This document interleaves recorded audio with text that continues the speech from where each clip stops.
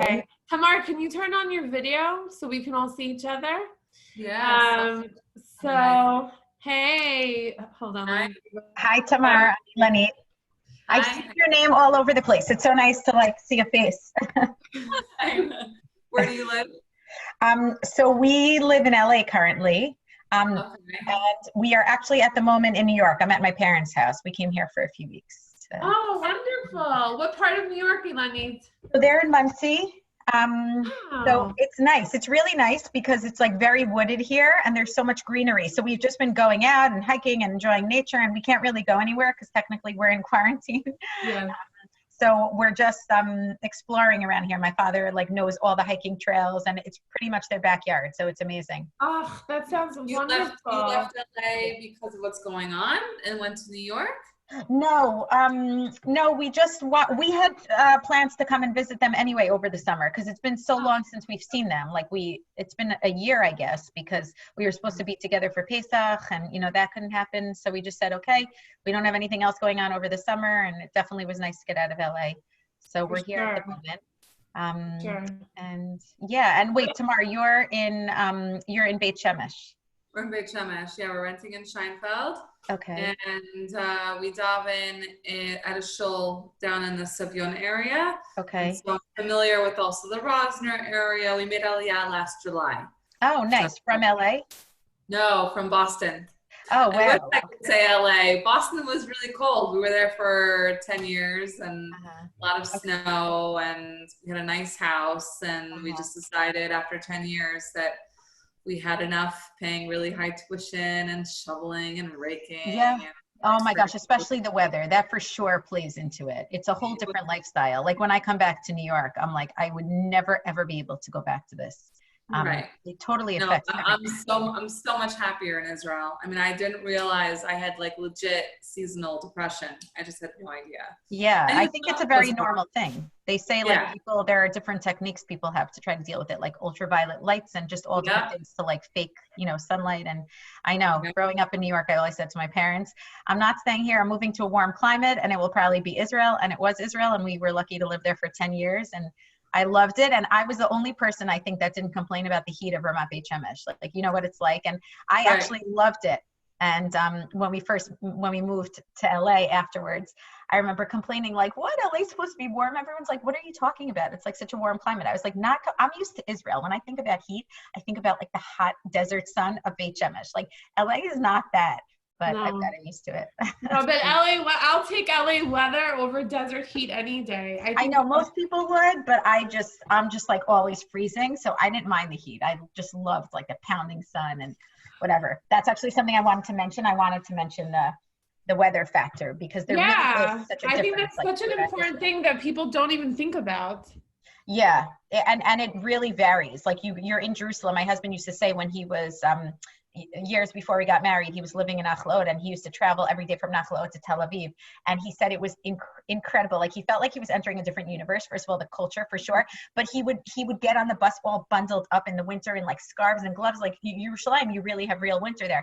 And then he would get to Tel Aviv, and people would be in tank tops, and it was he was entering another universe because it's such a difference. Yeah, that's awesome. Okay, so let me tell you what's going on as far as this call. We actually just started this series of community informational sessions. I just got off a call with some people in Pardes Chana. I don't know if you guys have been there, but it sounds like it's an amazing place. Yeah, it sounds really special. And so far the group is about 30 plus families or women that are in my group. Most of them are LA based, which is why I'm not surprised nobody's on the call other than us because everyone's still Sunday morning mode. But I know what most people are interested in knowing, so I'll just lead with some of the key things that everyone wants to know. So the number one thing is understanding the community, understanding who are the people that you can expect to meet when you get there, and getting a sense of environments that are more welcome than others. For example, when we just spoke with the Pardes Chana group, they said if you're looking for a soft landing, go to Beit Shemesh if you're an Anglo, because Pardes Chana is so Israeli and it doesn't have that much of an Anglo presence. So I want to talk about that to start, because I think that's one of the biggest appeals of Beit Shemesh, is that it's a soft transition because there's so many Americans or Anglos there. Right. So we joke that Beit Shemesh is the 51st state. We do that all the time. I actually have a friend from Sharon who moved to Pardes Chana. She moved 2 years ago. She's a little bit more on the hippie side. So right. That's what they said. Lots of hippies there. I can vibe with hippies. Yeah, no, it's good. It's we went to their shul there and we met Yonina, the couple. Oh, they're there. Oh, I didn't know that they lived there. I'm sold. That's it. I'm sold. So we lived there. Housing is expensive there, so that's something to keep in mind. And it is true when it comes to, it's a much more of a Sephardi, Israeli, Taimani kind of community. Okay. So there are Americans there, but it takes, like, my friend did not get a job right away. She spent the first 6 months living there, really focusing on getting to know people in the community. So, well, for example, when we came to Beit Shemesh, people started knocking on our door. They have a chesed committee. They brought us food. They brought us the Shemesh phone, which tells you where everything is. You can get your American food products here. So if you need to spend a little bit more money, like, for example, you can get Duncan Hines brownie cake mix. It costs 22 shekel here, whereas in America it's $1. So, but if you really need it and you miss it, you can get it here, which is quite refreshing. So if there are times where my daughter wants rice pilaf and it's made by Near East, yeah, it costs more, but if it makes her happy on her birthday and it's something she's familiar with, we can do it. The schools also here are much more well equipped to help Olim. So for example, my daughter, she went to Gan, and they brought an Ulpan teacher straight there for 2 times a week. For our son, there was an Ulpan for him in Ramat Beit Shemesh. We didn't own a car. We just bought a car a month ago. So if you think about it, there's great transit, a system here where there's the bus, there's a train. And so we didn't want to send him to the Ramah for Ulpan because we felt that would disrupt his day. So what we did instead was we got a private tutor twice a week. They cost, like, per an hour 100 shekel, which when you do it in dollar terms, it's not a lot. And the school brought Bnot Shirut, and they also have a permanent Olim advisor that her job is to really take care of the children that come in. And unlike the US, where you just keep going grade by grade, if for some reason you need more support and you don't learn enough Hebrew, they will keep you back a year. You actually have to see that you're naturally progressing so you can keep up with your classmates. So yes, Beit Shemesh has really been a good soft landing. We don't live in the Ramah, we're in Beit Shemesh proper. And there are every street, every corner, every hill here has a different flavor. So whereas if you go to a place like Pardes Chana, it's flat, it's wide, you have to walk different areas, but essentially you get to go to the same shul, but you really have to make more of an effort because there are not that many Americans there. My friend just bought a house there, street level, karka, they would call it, because some houses are built higher up. Just to give you an idea, it was 2.6 million shekel for a 2-bedroom house, and they have to add another level on top of it. That's crazy. Yeah, so you have to be aware, anything goes in Israel. My husband and I like being here because there are financial levers. So for example, if we really can't afford a house in Beit Shemesh, houses here go anywhere from 1.8 to 5.5. So really you have a huge, huge range. Scheinfeld particularly happens to be more expensive, but there's a new building project happening down by Rabbi Rosner, and they're building 150 Du Mishpachti homes. I don't know the cost yet, but it's in the works. And there's also a new building project for high-rise buildings and a 5-bedroom a 5-room, which is a 4-bedroom, is 1.6 million shekel, and you can add floors, you can reconfigure it. And then down by the Savyon area, where we like to go daven, it's a very warm, friendly community, and you can find private houses there with a yard for 1.8 to 2.5, which is equivalent to about somewhere between 500. And the way I look at it is, if I were to buy a nice big house in Teaneck, it's going to cost 2.5 here for the 700 range. Scheinfeld, you're looking at more, spending 800 to $1 million. Okay. And I think the more established that the community is and the longer it's been around, and obviously like a good reputation that it has, you know, of course it's going to be more desirable, more expensive. But if you're buying something in a new project, you know, there's always a little bit of a risk involved in that, but it's also definitely much cheaper, and you could also kind of customize what it is that you want. Like that's what we experienced when we bought in the community of Ramat Shiloh in Ramat Beit Shemesh. We were one of the first families there. So we practically bought on paper. So we didn't even really see what we were getting. And it was a whole new community that was starting out. Because of that, we got, you know, a great rate. And then 7 years later, when we turned around and sold it, it almost doubled. So yeah, real estate in Israel always goes up. Always. Yeah, exactly. So what many people are looking to buy in an already established place is going to be, you're buying at more of a premium. So this is an important question, because I'm in a lot of different Aliyah groups, and there's a lot of these developers posting on there these new projects, and I'm like, can I see a picture of what it would look like? Right. They're like, we don't have pictures. We have to put money down for the land. No, it's scary. Like, I'm invest in a place I don't even know what it looks like. Right. It is very scary. That's why I don't think it's the time. You know, if things are so inserted and you're not even sure like what community and where in Israel you want to be, what I would say is the best thing to do is not buy here when you're barely even seeing something on paper. Like I know the expression on paper, you know, buying on paper is what's used, but you don't even really actually even see a model. So I would recommend probably going there, you know, finding a community, knowing it's not necessarily permanent, renting for now. And then once you're there, feeling out the area, exploring once you're already there and settled to some extent, like different places in Israel. And then you could also meet people that are investing in that area and decide, is that where you want to be? Because, you know, you're just so many steps removed from like the reality of it that it probably pays just to wait until you're there and closer to see it. Oh, that's for sure. Meet with the developer in person and everything, but I know it is risky. I mean, I've heard stories of like builders just running off with people's money and yeah, that too. Okay, so I have two clarifying questions. One is, what's the difference between Beit Shemesh and Ramat Beit Shemesh? Like, why do people choose one versus the other? And the other question, that this is more like a technical question, is there a train that goes from Beit Shemesh to Tel Aviv and also goes to Jerusalem? Yes. And how long does it take to get to Jerusalem? Jerusalem by train is very quick. I mean, it leads you to the southern part of Yerushalayim, like near the zoo. And then I think from there, you know, it's very easy to get into wherever you need to in the city. Oh, I've done that from the zoo to the city. Yeah, I've done that. Yeah, but it goes directly from Beit Shemesh.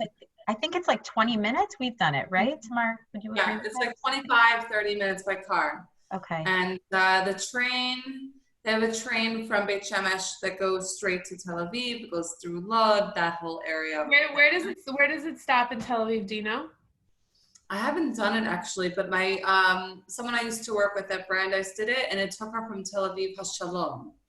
And I'm sure that there are other stations, but that was the closest to her hotel. That in itself is a very desirable thing, because work-wise, like my husband works in tech, so we have to stick to areas that are commutable for either Tel Aviv or Jerusalem. You know, we'll see exactly where he ends up working, but that's really important. Yeah, right. So let's go back to the main question, which is, what's the difference between Beit Shemesh, Ramat Beit Shemesh, and why do people choose one over the other? Okay, maybe I'll start. So the reason we chose Ramat Beit Shemesh was, well, first of all, the main difference I would say is that Beit Shemesh is a very different population than Ramat Beit Shemesh. It also, yeah, there's just a different character to it. It's different people. I would say Beit Shemesh is mainly comprised. Beit Shemesh was developed first in like the 1950s, something like that. A lot of Sephardi people came from Sephardi countries, and they were the ones who developed it. So it has a really strong Sephardi feel, whether that's Moroccan or Persian, whatever it is. You have a lot of like Masorati Israelis, and then you also have a lot of Russians, Ethiopians, and then pockets of Anglos. That's the way I would describe it. I would say it's comprised by those groups for the most part. So it's not a religious city, but it has a very, very strong traditional like Masorati feel, you know, like the vibe you get from Spartan. So you have your Anglo communities, but when you leave your communities, I find that there's like a big mix of people, which is nice. Ramat Beit Shemesh, on the other hand, Ari, show me later. Please close the door. Okay, it looks good. Sorry. Ramat Beit Shemesh, on the other hand, is newer, and it has more of an American feel, I think, all throughout, even though there are definitely Israelis there. It has like a strong Anglo presence. It also is obviously a Haredi run city. So that's a strong point. And that's why after so many years, like it started getting to us. So that's something people need to know that they're getting themselves into. It's an amazing, amazing place for so many reasons, but it is and there's different Ramot, right? There's Aleph, right. So there's Ramat Beit Shemesh So, Aleph, and Aleph is, I would say, the most Anglo, the most American, where like the biggest infrastructure is. And then Bet is the very Haredi, like Hasidish area. And that is like the segue between Ramat Beit Shemesh Aleph to Beit Shemesh. Bet is in the middle, so you have to go through that area. And that's where a lot of the conflicts that you've heard over the years have taken place. Oh, it's like Bet.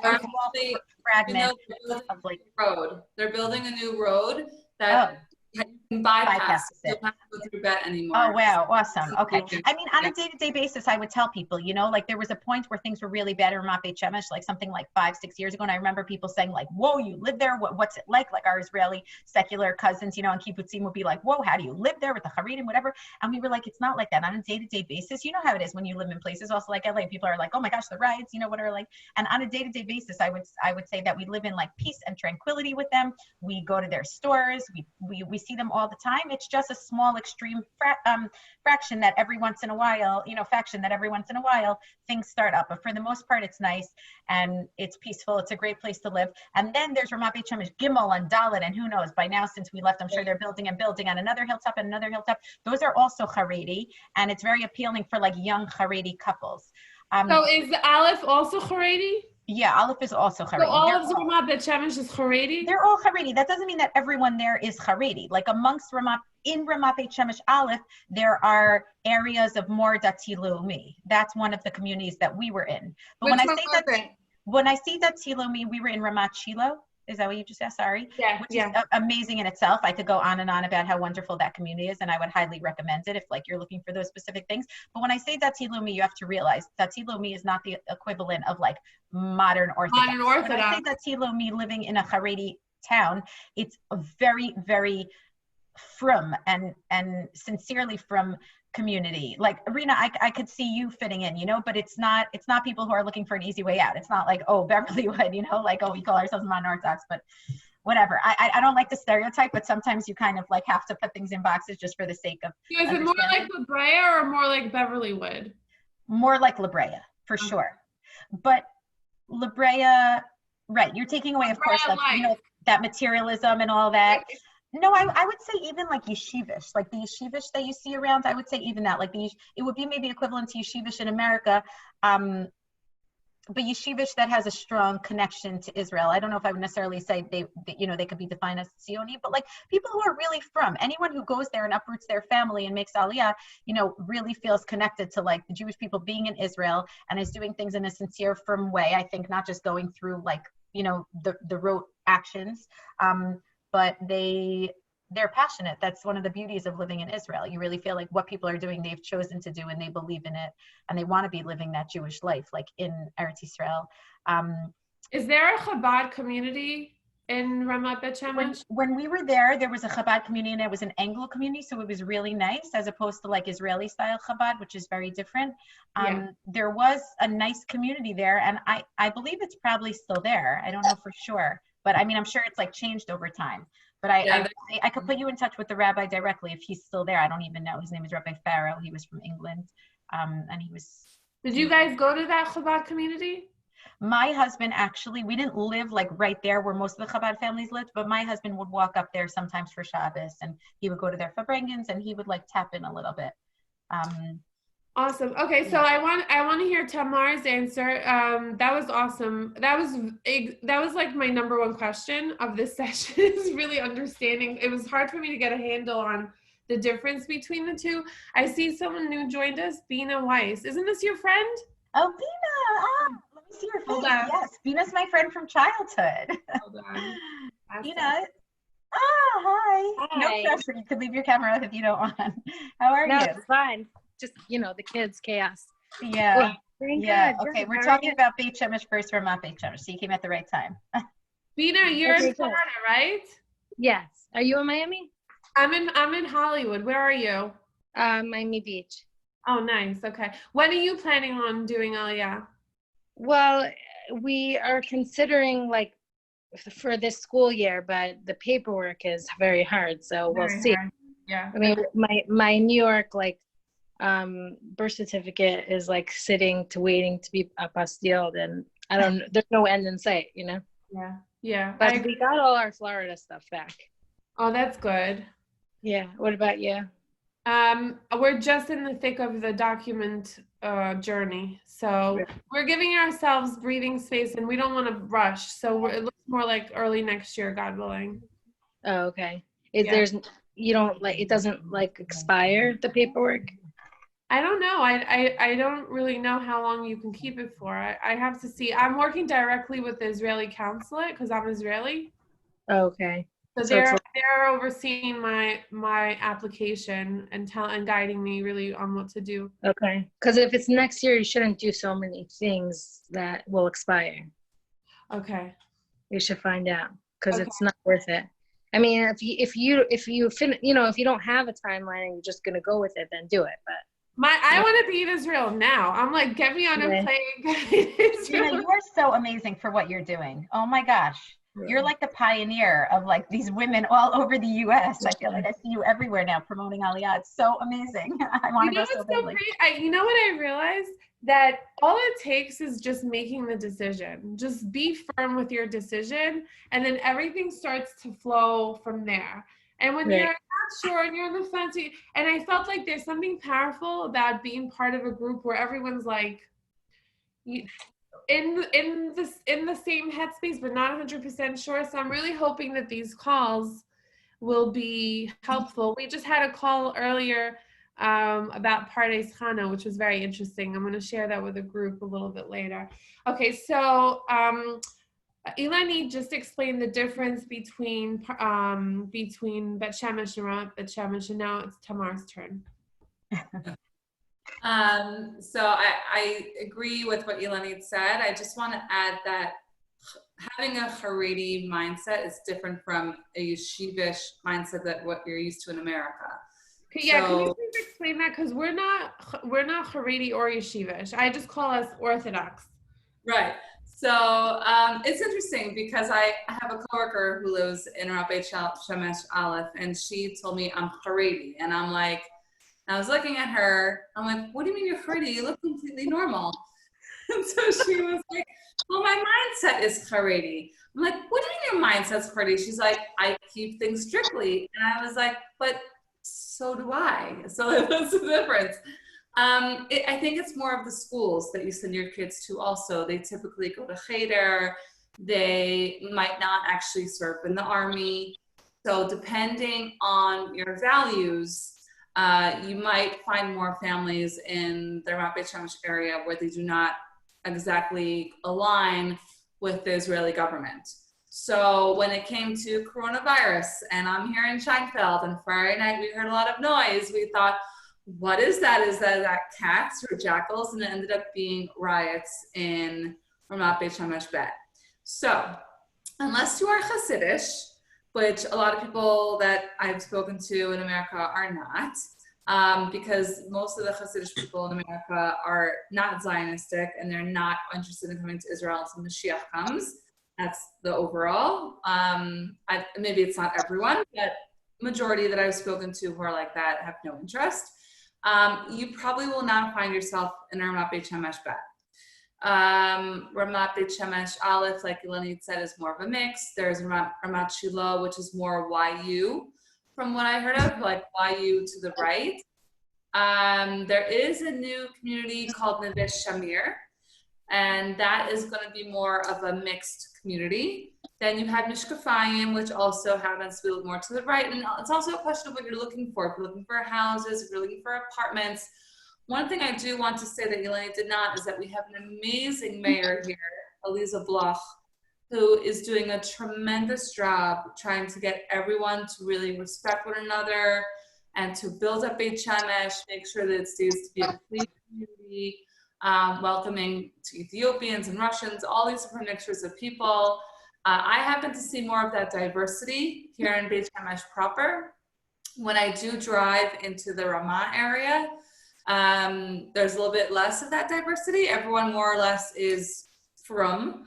I do like taking my daughter to Gan, and she has Ethiopian friends, and she has some that are Russian.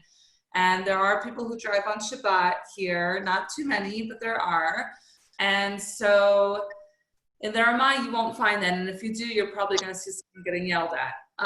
And I'm just letting you guys know this because it's to be dugri, as they say in Hebrew, very honest. Yeah. So it depends what you're looking for. If you're looking for a mixed community, but still has no one driving on Shabbat, then the Ramah is probably more that speed if you really want to make sure that everyone is more towards the Haredi side of things. And if you're looking for something that's more comparable to Modi'in, but still Beit Shemesh itself is developing, and there's a Pinui project, and they're fixing things up, then Scheinfeld and Scheinfeld Savion in this area, Nofei Shemesh, Nofei Aviv, is probably more closely aligned to what you may be familiar with back in America, in a more diverse community. We're actually looking into Scheinfeld. Okay, so that's where we're renting. Okay. Is Scheinfeld or not Beit Shemesh Aleph? No, that's Beit Shemesh proper. That's actually Beit Shemesh. Okay. Think of Beit Shemesh. So Beit Shemesh, imagine this is the main like Scheinfeld area. So Scheinfeld would be here. Savion is over here. Nofei Aviv and Rosner are down here. And then as you go up over here, you get to Ramah Bet. Over here is Aleph, and then you have like Gimel, Dalet, and now they're building Hay. So if my map is in the kitchen, but it's still developing, and it's like I said, every hotel. Why do you want to go to Scheinfeld? What's appealing to you about Scheinfeld from what you've heard from other people? So I'm not sure if you know Rachel Holzer. Wait, what's her name? The one that was speaking. She's my neighbor. So she used to live in Miami, and she, my sister-in-law moved to Shari Chesed last year, and she's like, reach out to Rachel Holzer. I think she'll be helpful. I think you should move there, whatever. So honestly, like, there's nothing about Scheinfeld that's like, wow, I want to go there. Like from what I hear, it's not like, it's more like her experience as an American going there seems like the most fluid of anybody I spoke to, in terms of like just figuring out schooling, figuring out like just like getting things organized. Like she felt like she had a lot of support, and it wasn't like so, she didn't feel like such an immigrant, you know? And Rina, I think that goes back to what you were saying originally, that someone mentioned to you, like if you want the smoothest transition, then Beit Shemesh, as an Anglo, Beit Shemesh is the place. And I really agree with that. Right. That you'll just be like welcomed with open arms. You won't get lost. You know, if you go to an Israeli place, like they have their, there's no way their I families in an Israeli community. Like I'm so American. I mean, my cousin's family lives in Israel, but I need people that understand me. My husband's family is like Israeli. Like I can't be around. When I'm having like, why can't I speak to the principal and get and understand things? I can't be like dismissed. Do you know what I mean? I need people to be like, yeah, that was really hard for me, and this is what I did. You know what I mean? I'll give you an example. We made Aliyah in July, and my mom passed away in November. And the original plan was she was supposed to go back and forth. And then right before Rosh Hashanah, we found out she had pancreatic cancer. So we had to go back to America in October. Right. And I remember being so worried that we would bury her here in Eretz Chaim and no one would come to the Shiva house. Here I am, this new person. I just moved to Scheinfeld. and no one's going to come. Our house was packed. And it's not just the Scheinfeld area. You have people down by Beit Shemesh, people who live more in the Giv'ah area where it's more affordable. That's the streets Hakalani, Ha'iris, Harakefet, Hakalani, I probably said. And then you have the Savyon area, which is also involved in the Chesed committee. And so really, Scheinfeld, I think, is just like what the equivalent of when you hear Buchman. I live in Buchman, Modi'in. I live in Kaiser, Modi'in. But it seems not as modern as Buchman. It seems a little bit more to the right. No, but what I'm saying is in terms of like in terms of the community. Like right. Oh, like, meaning like Anglo-ish in that right. Case. It's an identifier. It's kind of like saying, oh, I live in Boca, but you wouldn't necessarily know Fort Lauderdale or people who live there. So it's kind of like Scheinfeld is what you hear about, but there are so many communities. Like, so for example, my husband and I really want to buy in the area that the map has it down as the Giv'ah. It's a 7-minute walk from Scheinfeld down the stairs. The Savyon is another 7-minute walk. And the differences are that those places have private houses, they have more yard space, they're less expensive, and you can still have your kids walking to school. Walking to school is very, very big here. I don't know what it's like in the Ramah, but in terms of just my experience, I remember when we went back to the second half of Shiva to Silver Spring, Maryland, which was also very community oriented and more of like a yeshuv, as it were. It was emptier. It was just quieter. But it was amazing how the whole community, the whole Beit Shemesh community came together. And it makes it hard. Like, yes, in my mind, I kept thinking, I'm coming to Beit Shemesh. It's going to be a soft landing. I'm an Israeli citizen. My mother was Israeli. I speak fluent Hebrew. Now the kids have friends. And so it's like, okay, we're comfortable. We can get the grape jelly that we want by Smuckers. And you can't get those things in other more Israeli communities.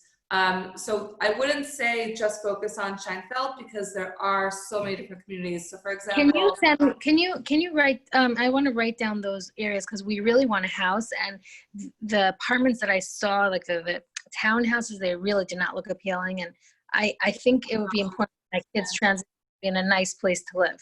You know what I mean? You were saying how there's like a 7-minute walk to like nicer housing, like with land. What is it called? Well, technically on the map it's called the Giv'ah. Well, that's what people refer to it as. But the streets are Hakalanit, Ha'iris, Hanuri. Hakalavi. Hakalani. I don't know if you could see this. Can you guys see my phone? Yeah. Okay, this is like a house. Is it detached or attached? This is all private. This is all private houses. How much is it for something like that in Scheinfeld?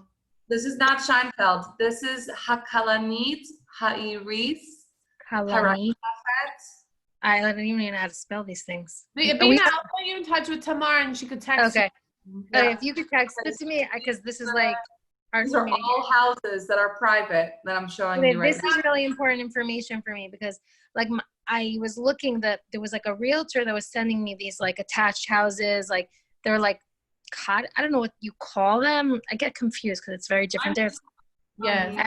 I'm gonna attach house right now. It looked so suffocating, and my son was like crying. Like he's very not into moving right now. Like so I need him to like see that there's like he could have his own room, you know. This is the Savyon. I don't know if you could see this. I don't know if I can. Hill.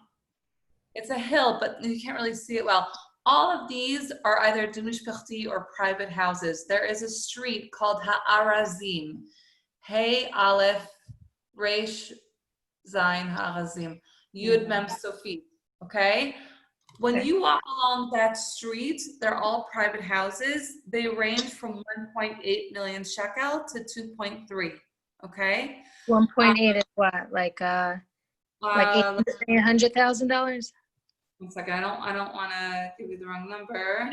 One of the things that both Ilanit and Tamar said in the beginning was that they highly recommended renting first before. Yeah. Sure, we would want to rent first. For sure we want to, but I would love to get like a rent to own house.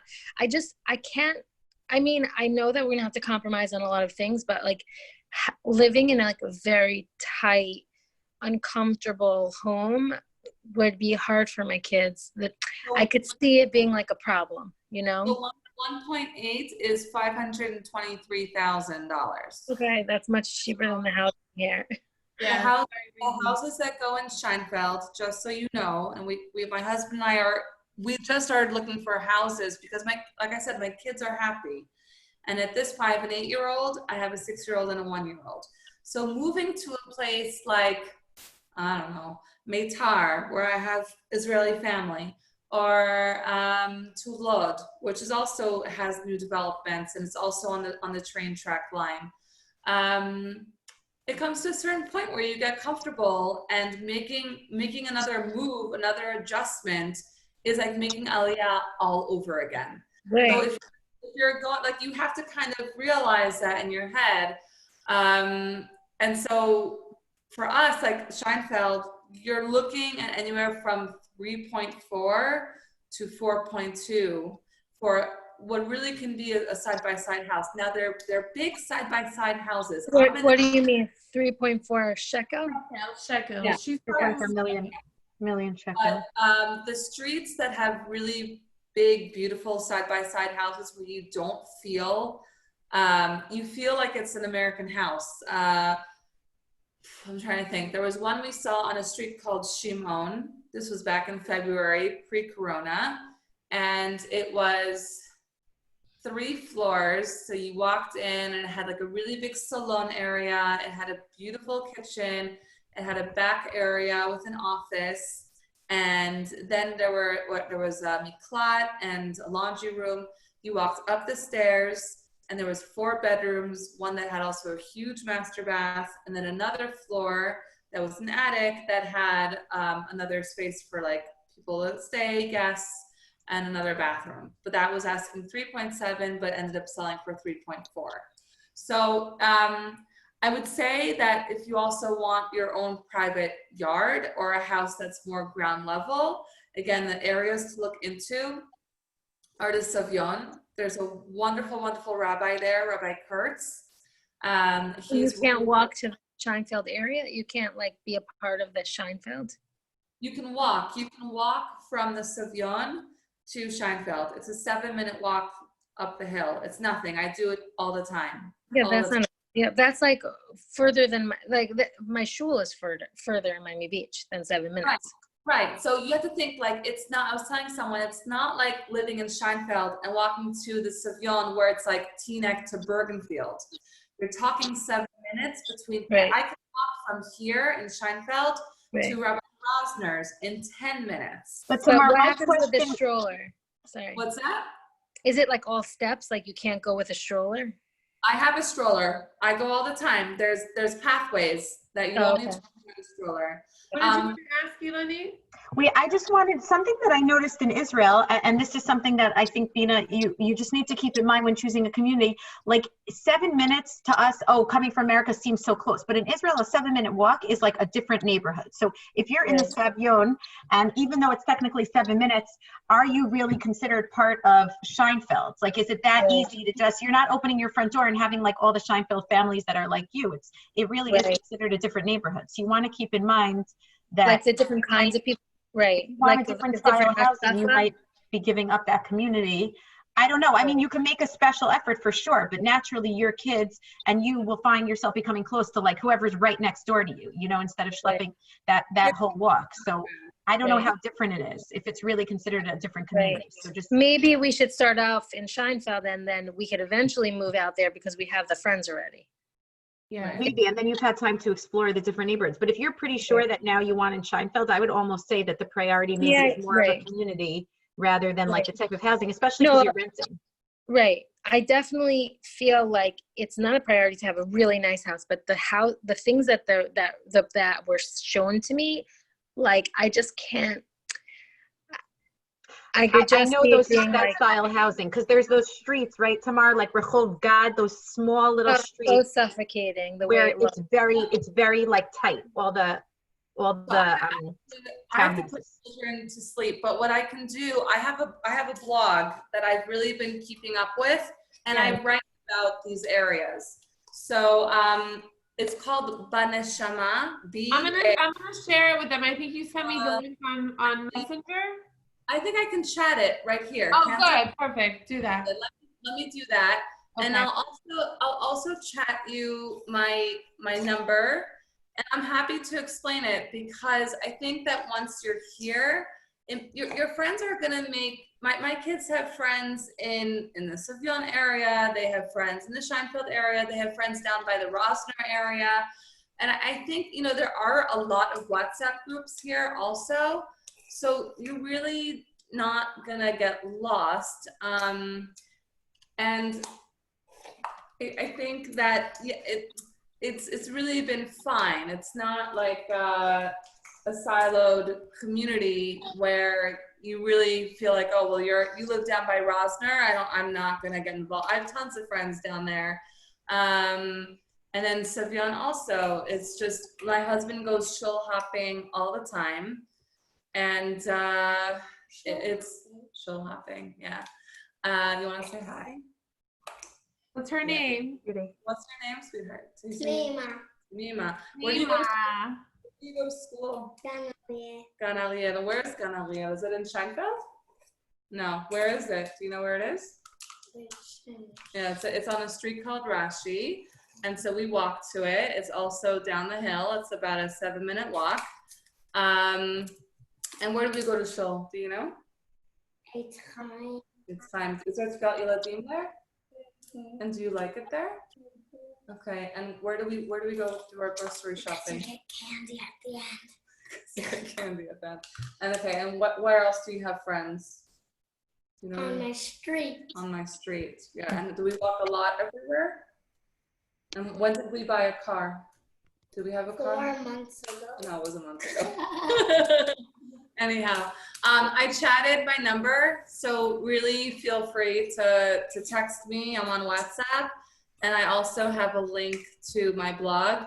I started right when we decided to make Aliyah, so it goes also some tips about what to bring on your lift, and any thoughts that I had about what I would have done a year from now instead. I'm sharing also a blog post. Here's another one of mine. All right. Thank you so much. I'm gonna share this in the group as well. And Bina, I texted you her number in WhatsApp. Thank you so much.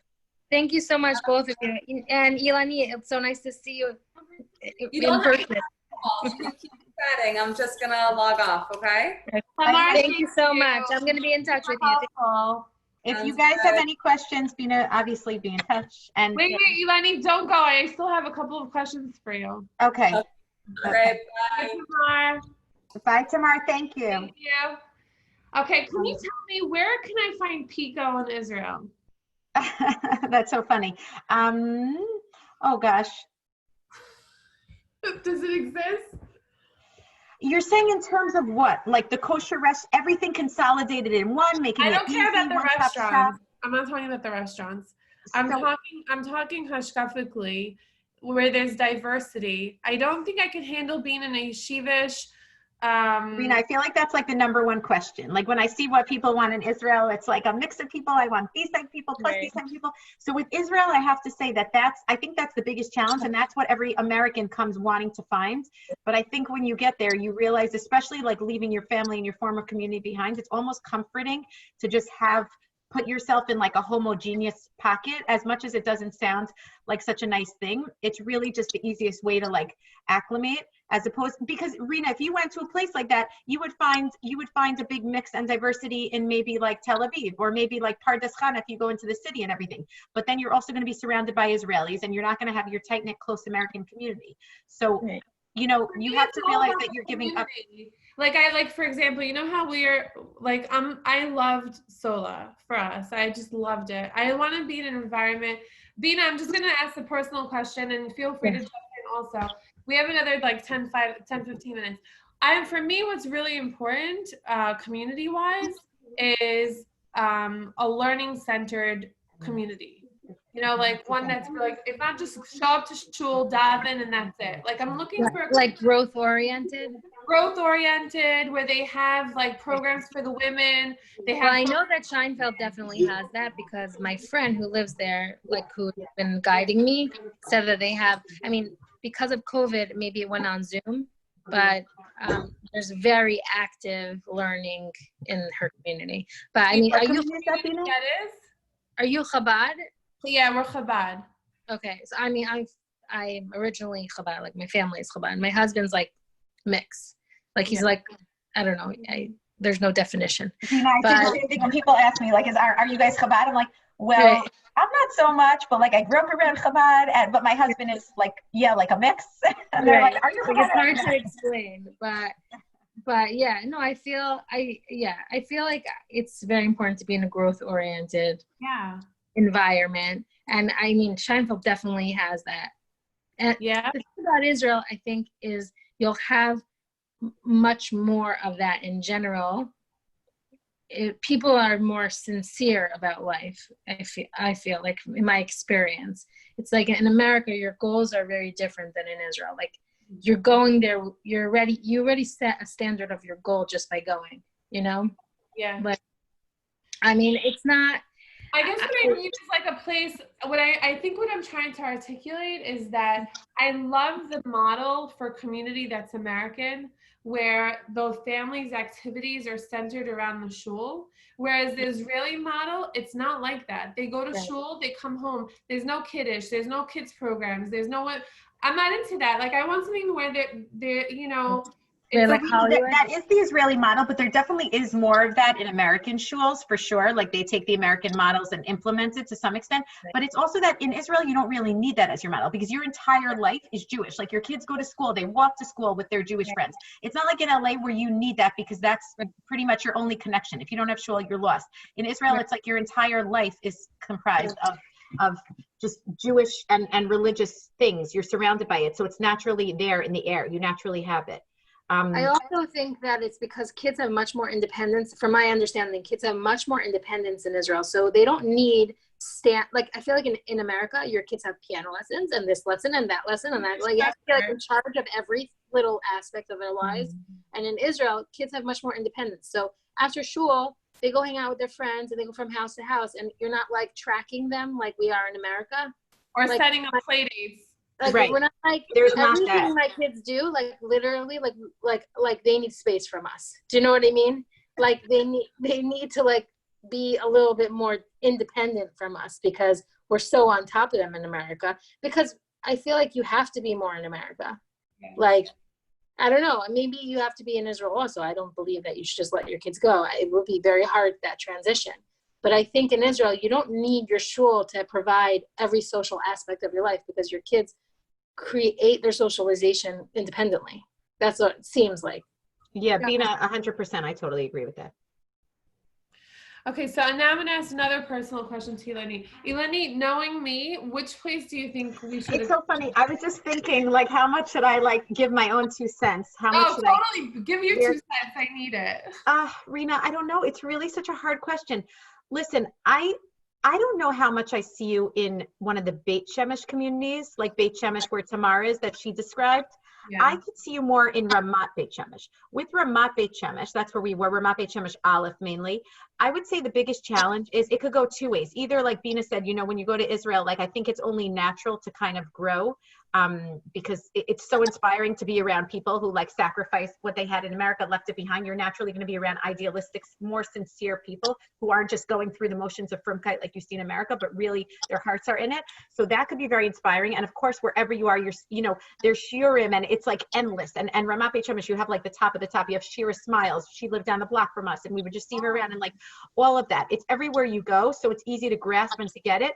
But at the same time, to be honest, after our 7 years of Ramat Beit Shemesh, we made the decision to leave. That's why we spent that last year in a frat, because I didn't know you were in a frat. We were in a frat for a year also. I know, we were like everywhere. So I also know about a frat, I could tell you. But the reason we left was because we actually found ourselves becoming turned off by Ramat Beit Shemesh and like the Haredi hashkafa that we saw there. And even the Americans, we felt that they, after being there for a certain point, they had to kind of like succumb to a little bit of the Haredi mentality. And that was so far from how my husband and I were brought up that we felt like even though we were in our American bubble and people had similar beliefs, we just felt like the Haredi effect was just so strong and seeping in so much that we didn't want that. That's why we left. So it could go in the other direction. Like I know another family also, we knew them from back in New York, and the father like wore a black hat. They considered themselves yeshivish. And then when they came to Ramat Beit Shemesh, they were turned off by what they saw from that world. And they ended up just really modernizing and being Dati Lomi, which is still totally, from, but they like left that hashkafa. So yeah. I could see you, just because you're such a positive, like great person, I could see you loving Ramat Beit Shemesh and maybe feeling sometimes, okay, it's a little bit too it's a little too Haredi, but like, who cares? I'm going to do my thing, and I still love and appreciate and could take certain things from this world, from this community and this. Yeah, I could see you doing very well in Ramat Beit Shemesh Aleph, like from kite and everything. I could see you, being on par. Yeah.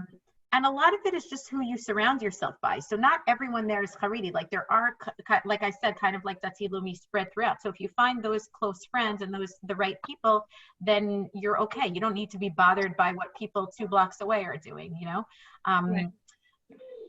I could also see you in a place like the Gush. I could. It depends. I mean, that's a whole different style. It's a whole different world also. It's a really different like culture and lifestyle. So you have to decide, do you want to be there? There's something beautiful about life there. There are places that are a little more religious, a little more insular, a little more modern, but you don't have that Haredi presence. Yeah. Well, we have a call scheduled with Shlomo Katz. Okay. So I could see you fitting in with his community. His community is in Efrat. We weren't far from them. It's in like the newer part, the what do they call it? The Zayat neighborhood. Yeah. And I could totally see you fitting in to that style. Like I said, there's also a strong presence of like women's learning there. That's what my Rob told me. He's like, there's a lot of very good holy women there that are very learning focused. Yeah.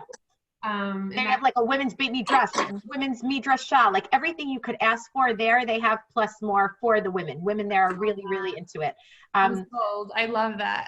And it's beautiful. The weather is very different. We started off our conversation talking about weather. When Aaron and I went there, I was like, oh my gosh, I have gone back to New York. I honestly did not like the weather, but if you prefer that over the heat, it's like the other extreme. What's it like? It snows there in the winter, not every winter, but it could very well snow. You're on hills. The altitude is just totally different. So it gets very windy. It's overcast a lot of the time. I mean, you don't have the humidity. You have the dry air. So it's similar to LA. So it's a little bit like LA in that sense. Yeah, it is a little bit like LA, but just colder. So it's really nice. It's a nice change from the typical Israel heat and humidity. Amazing. And there's a whole infrastructure there and everything, and you're very close to Yerushalayim.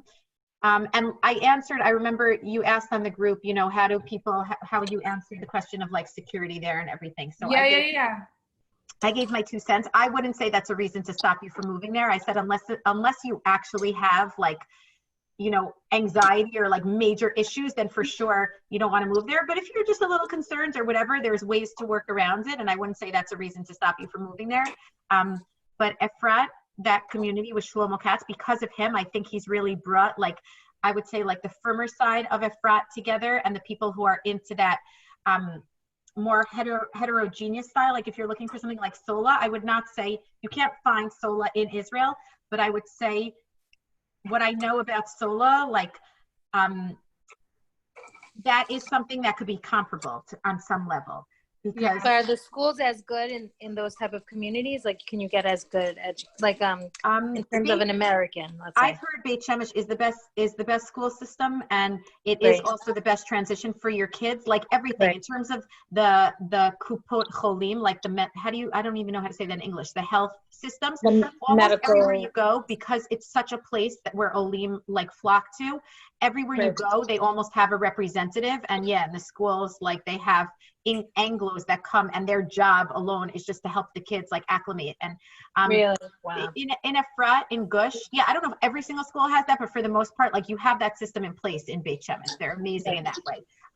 Efrat, you don't have that fully to that extent, but there's enough Anglos there and enough an American and Olim presence, that your kids will be fine, especially if they're young. Rina, you know, you're in a good situation because your oldest, how old is He just turned 5 a week ago. Okay. Oh, so you're okay. So and so my he'll baby just naturally. turned 1, so it's like, if I'm not gonna do that, when am I gonna do it? So Yeah, no, it's the Yeah, it's the you're best one that you don't I even is like need. a very different situation.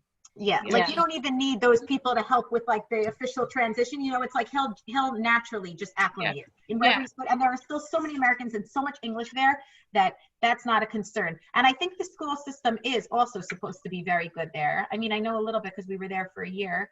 I think it has a little bit of a more Israeli feel, but like. I want to tell you something. I've interviewed a few people from different communities, and every time people say their city has the best educational system. Oh, that's so funny. Okay, well, everyone thinks they have the best schools where they are. It's not. I'm happy that they like where they live. Yes. Yeah. So but I do have to say that everyone tells me that if you're coming as an American, it's the best transition school-wise, Beit Shemesh. I've heard it from a lot of different people. Yeah. Not just Ilanit, like meaning, and wasn't necessarily the case in other areas. Yes. Like Modin maybe a little bit, but Beit Shemesh more. Yeah, I think Beit Shemesh has it the most. But like I said, because you're only choosing like areas that are already pretty Anglo, there's enough of a presence there that your kid will find ways to acclimate and will find people like him. And, you know, he's young enough that like it's not going to be this big shock. So I have to go. I have a class starting in 5 minutes. Okay. I can leave you guys here if you want to chat. I know you're good friends. Maybe you want to stay on the call, or what would you? It's okay. Eli, we'll talk separately. We don't need it to be recorded. You know? Right. I know it's so tempting to stay on, but oh my gosh, my kids are coming in one after the next. I know my kids.